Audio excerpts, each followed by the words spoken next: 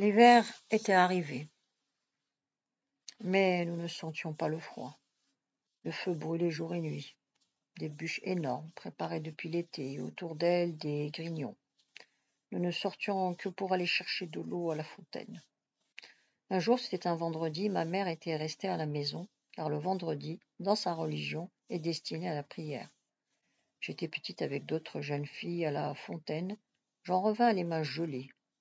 Pour peu, j'aurais lâché la cruche pleine que je portais sur le dos et tenais avec la main droite retournée sur l'épaule. À la maison, ma mère, qui venait de se laver, me prit la cruche et la posa à terre, puis saisit mes mains et les trempa dans l'eau chaude. Cela me fit du bien. Elle me donna ensuite une jatte de lait frais qu'elle venait de traire. De ces chèvres, de ces brebis, depuis quelques jours, nous avions des agneaux et des cabris nouveau-nés. Je m'assis ensuite près du feu sur un escabeau fait d'une grosse bûche. Toute la journée et toute la nuit, la neige tomba. Des flocons comme des toisons me rappelaient ceux de Tettelhofen. J'imaginais entendre les grondements du torrent, en voyant l'eau s'engouffrer dans la baignoire et en rejaillir vers le courant. Je revoyais les rives enchantées, couvertes de boutons d'or et de violettes, des glissades sur le glacier au-dessous de la maison abandonnée, les boules de neige et tout ce qui avait été mon enfance. Je poussai un soupir en me disant « plus jamais ». Je surpris poser sur moi le regard soucieux de ma mère. « À quoi penses-tu » ? À rien. Toute la journée du lendemain, nous fûmes obligés de rester à la maison. Nous avions disposé des ustensiles pour recueillir l'eau qui coulait des tuiles. Mes frères seuls étaient sortis à la recherche de quelques rameaux d'olivier pour les bêtes. Ma vieille amie Aminata Saadith était venue se chauffer à notre feu. Et voyant la neige tomber et le vent souffler, elle dit, en me regardant trier le grain que je devais moudre pour le repas du soir, « Zemendil, c'est le pré de la chèvre. » Et comme je la regardais sans comprendre, elle me dit, « Comment ? Tu sais pas ?» Au temps ancien, très ancien, d'où le bon Dieu écoutait le pauvre monde, il y avait une très vieille femme qui n'avait pour toute fortune qu'une chèvre, qui lui tenait compagnie et lui donnait son lait. La vieille et la chèvre vivaient côte à côte dans une masure délabrée, en dehors du village. Tous les jours, la vieille sortait avec sa compagne. L'une mangeait les pousses vertes, l'autre ramassait les brindilles de bois et faisait un fagot, tout en choisissant les herbes comestibles destinées à son repas. À la nuit, toutes deux revenaient dans leur masure jusqu'au lendemain, où elles recommençaient la même vie. Mais cette année-là, le mois d'Inyar, janvier, Inayr plus exactement, fut très mauvais. Pendant 30 jours et 30 nuits, il ne cessa de pleuvoir et de neiger. Et la vieille et sa chèvre restèrent tout ce temps enfermés. Le mois de janvier passé, février commença par une journée merveilleuse. Le ciel était bleu, le soleil resplendissait, annonçait le printemps. La vieille et sa chèvre purent enfin sortir de leur retraite et aller de nouveau dans les champs. La vieille, cependant, ayant regardé le ciel, cracha sur le mois qui venait de s'écouler. Elles passèrent toute la journée dans la forêt, la chèvre mangeant les pousses tendres et la vieille faisant un gros fagot et cherchant les petites herbes qui perçaient sous la neige. Mais quand elles voulurent rentrer, le vent souffla en rafales, le ciel s'obscurcit, de lourds nuages noirs crevèrent en grosses gouttes. En un instant, le ruisseau qu'elles avaient traversé le matin charria des eaux tumultueuses et boueuses.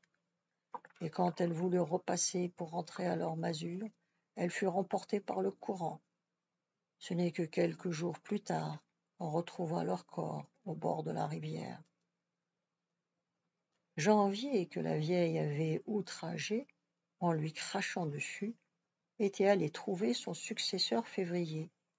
Il lui avait demandé de lui prêter un jour, afin qu'il puisse punir la vieille. Février accéda à son désir, et c'est depuis lors qu'on appelle ce regain de l'hiver le pré de la chèvre, Amethil Tarat. Ma vieille amie avait fini de raconter son histoire, moi de trier mon grain. Nous nous séparâmes, elle pour retrouver ses enfants et moi pour me mettre au moulin. Lorsque je m'attelais à cette tâche, je tournais d'un bras puis de l'autre quand j'étais fatigué, sans cesser de verser le grain par poignées dans un trou pratiqué au-dessus de la meule. Au fur et à mesure, la farine tombait dans une loguette creusée dans le grès. Tout en tournant, je chantais parfois des chants de la meule. Je rêvais à ma vie passée, au temps des vacances, où ayant mal aux yeux, je posais ma tête sur les genoux de ma mère la nuit, quand elle moulait son grain. Car pendant bien des années, j'avais eu mal aux yeux. J'étais allé chez les pères me faire soigner, et le frère me disait « Déthétim, ouvre ton œil ». Maintenant, je n'avais plus mal aux yeux. J'étais une jeune fille, mais mon avenir me paraissait bien noir. Mes frères étaient sortis à Tajmath, lieu de réunion. Ils venaient de rentrer. Ils étaient perchés sur des krebs pour marcher dans la neige. Ils nous dirent, la mine a acheté des moutons et on va les tuer pour fêter la neige, afin qu'elle nous soit propice et que l'année soit bonne et toutes les récoltes abondantes. Ma mère avait à faire cuire les galettes pour le déjeuner. Elle en donna un bon morceau à chacun de nous. Puisant dans la jarre aux figues, elle remplit une corbeille et devant chacun de nous posa une jatte de petits laits frais. Nous mangeâmes tous les 4 à notre faim et chacun se remit à sa besogne. Mes frères tissèrent des cordelettes d'alpha, ma mère prit sa quenouille et moi je me mis à filer la laine. Tous nous étions autour du feu et de temps à autre nous poussions dans le foyer une poignée de grignons. Le soir, les moutons furent égorgés en sacrifice et tout le village eut sa part de viande. Chaque habitant fit un bon repas en l'honneur de la neige. Le lendemain, le soleil était revenu, la neige était fondue et nous pûmes aller chercher de l'eau à la fontaine. J'avais entendu dire que les sœurs blanches qui étaient à Tagmouth depuis 1894 avaient quelques pensionnaires. J'avais fait demander par quelqu'un qui connaissait la mère supérieure si celle-ci consentirait à m'accepter chez elle moyennant quelques services. Elle me fit répondre par la négative et je n'y pensais plus. L'administrateur m'avait provoqué et nous étions allés, mon frère et moi, savoir pourquoi. Quand j'arrivai, je fus reçu par le chaouch, cuisinier, qui alla trouver son maître en lui montrant la convocation. Il revint, m'apportant un reçu pour aller chercher une somme de 30 francs chez le receveur. C'est pour cela qu'on m'avait fait venir de mon village et louer un mulet. Puisque j'étais là, j'allais toucher l'argent et retourner dans mon village. Un matin de février, ma mère me dit « Toi et moi, nous allons chez le shir. Il est de bons conseils. Il me dira ce que je dois faire, car j'ai reçu une demande en mariage pour toi, mais le parti ne me convient pas. C'est une famille tarée.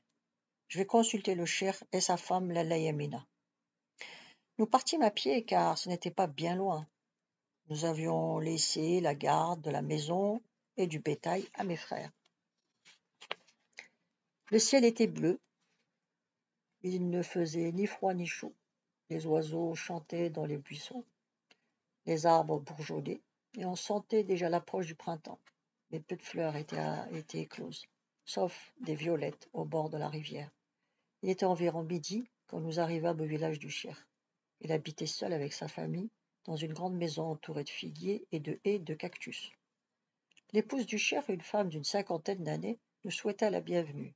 Ma mère lui donna une offrande et lui promit, si mon avenir était assuré d'une façon convenable, d'apporter un mouton vivant. La Layamina avait une figure brune avec de grands yeux noirs intelligents. C'était une grande amie de ma mère, et depuis de longues années, elle lui avait été secourable et de bons conseils. Nous entrâmes, ma mère et moi, à la suite de notre hôtesse, dans une pièce immense qui servait à la prière et à la réception des invités. Nous passâmes là toute la journée. Le lendemain, la Layamina dit à ma mère, aussitôt après la prière de l'aube, « Tu vas partir dans ta maison. car il s'y est passé quelque chose. Mais ne te fais pas de soucis pour ta fille. Elle sera heureuse, et bientôt tu n'auras plus rien à craindre pour elle. Cette nuit, en pensant à elle, j'ai fait le rêve que voici. Je tenais dans mes mains un beau morceau de viande, mais il commençait à sentir mauvais. Je l'ai lavé, je lui ai mis du sel et des épices, et je te l'ai donné. Elle offrit à ma mère quelques kilos de semoule et de la viande séchée, et nous reprîmes le chemin pour revenir chez nous. Quand nous arrivâmes, il était déjà près de 9 heures, mais notre maison était fermée et le bétail n'était pas sorti dans les champs. Ma mère comprit que quelque chose d'anormal était survenu. Elle courut à la maison où dormaient les jeunes gens du quartier, à Ham Gilmsien. Elle la trouva close, car tous les garçons étaient à leurs travaux, sauf un jeune homme qui lui dit « Ce matin, ton fils Laamara est parti avec un de ses amis à la ville. Ils vont à Soukharas. Il doit être arrivé à Tizi Ouzou pour prendre le train. » Aujourd'hui encore, après un demi-siècle, je revois le désespoir de ma mère. Quand elle revint me trouver, elle était méconnaissable. De gros sanglots secouaient sa poitrine et de lourdes larmes tombaient de ses yeux. Elle voulut partir à Tizi Ouzou pour ramener son fils, mais je lui dis qu'elle arriverait trop tard. Des jours et des jours, elle pleura et refusa de manger. J'avais beau essayer de la consoler en lui disant qu'elle n'était pas seule, que j'étais là, ainsi que mon frère aîné. Elle me répondit par ce proverbe. Quand dans une fissure, il manque le cœur et le foie, à quoi peut servir le poumon? Je compris que, pour ma mère, seul mon frère Laamara comptait. Du moins, je le crus sur le moment. Ma mère avait toujours eu une grande préférence pour son fils cadet, car il était très beau. Le visage allongé, le teint blanc, le nez droit, la bouche souriante et de grands yeux bleu-vert, comme ceux de ma mère. Elle m'avoua plus tard que lorsqu'elle avait un partage à faire, la meilleure part allait malgré elle à mon frère cadet. Cela avait donné lieu à de nombreuses scènes, mon frère aîné étant jaloux de son cadet. Quand nous ouvrîmes la maison, je me dirigeai vers la malle où j'avais serré l'argent que ma mère m'avait confié après la vente des bœufs. La moitié de ces sommes avait disparu. Mon frère avait dû la prendre pour ses frais de route. Ma mère pleura longtemps, puis petit à petit elle revint à ses habitudes et à ses travaux. C'était l'époque du sarclage, et tous les jours, levés à l'aube, après la corvée d'eau pour la mosquée et la maison, nous partions pour les champs.